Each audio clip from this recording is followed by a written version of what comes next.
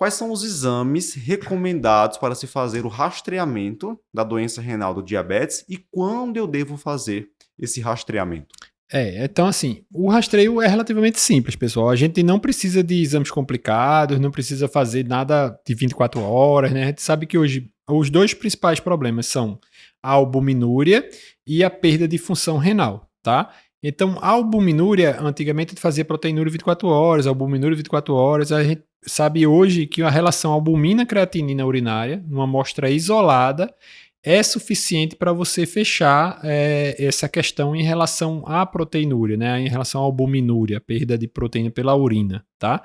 Então, a amostra única, isolada, você vai conseguir fazer esse diagnóstico. Então, se você fizer a relação albumina-creatinina, tiver acima de 30, aí você já teria essa alteração, acima de 300 seria aquele estágio mais avançado.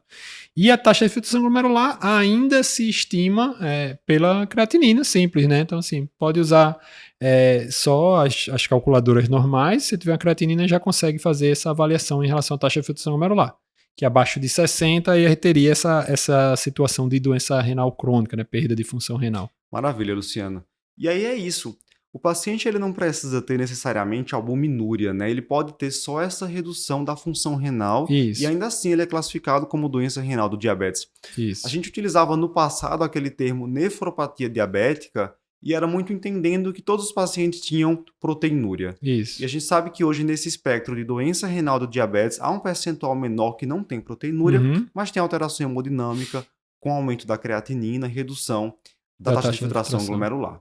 Falando sobre albuminúria, nem todo paciente com albuminúria aumentada vai ter doença renal. Às vezes ele pode estar em vigência naquele momento de alguma coisa aguda, uma hiperglicemia importante, uma Isso, pressão arterial muito elevada, uma IC descompensada, que aumenta a albuminúria e isso. não é doença renal ainda, né? É. Então, você tem inclusive que confirmar ela em outro momento para só assim estabelecer o diagnóstico de doença renal do diabetes. E ter esses cuidados, uma mínima orientação em relação à coleta, né? Então, assim, você evitar fazer essa avaliação no momento que o diabetes está descompensado, evitar fazer essa avaliação quando você tem um descontrole em relação à pressão arterial. Pense naquele velho exemplo da peneira, né? Se você está botando muita força, empurrando muito ali em cima, vai acabar passando alguma coisa que não deveria passar.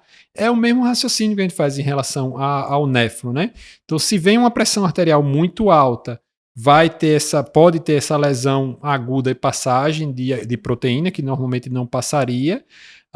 E em relação à hiperglicemia, a gente, se for pensar no mecanismo do SGLT2, principalmente, né, que ajuda muito a gente.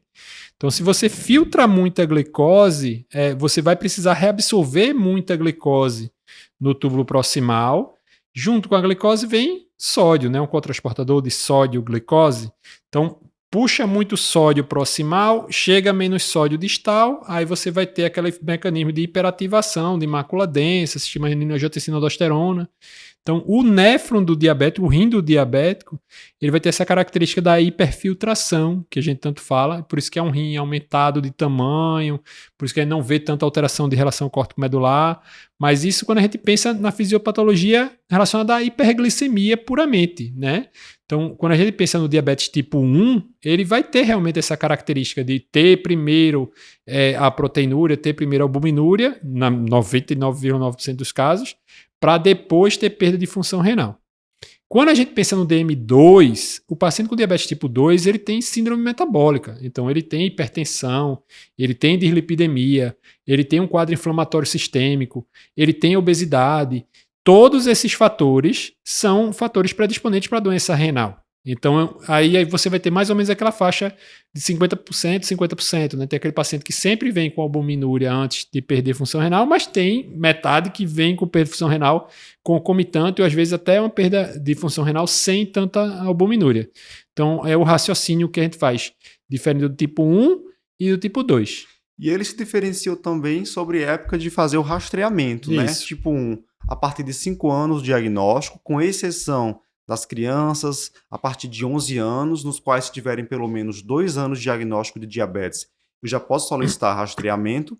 E no caso do diabetes tipo 2, ao diagnóstico, considerando que esse diagnóstico muitas vezes é até tardio, Isso. eu já faço o rastreamento da doença renal do diabetes. Pensar no rastreio do DM2 nesse mesmo raciocínio que a gente acabou de falar, Se falar que tem síndrome metabólica, que tem obesidade, há quanto tempo ele não já está exposto a essa condição de Perfeito. inflamação crônica, de resistência insulínica?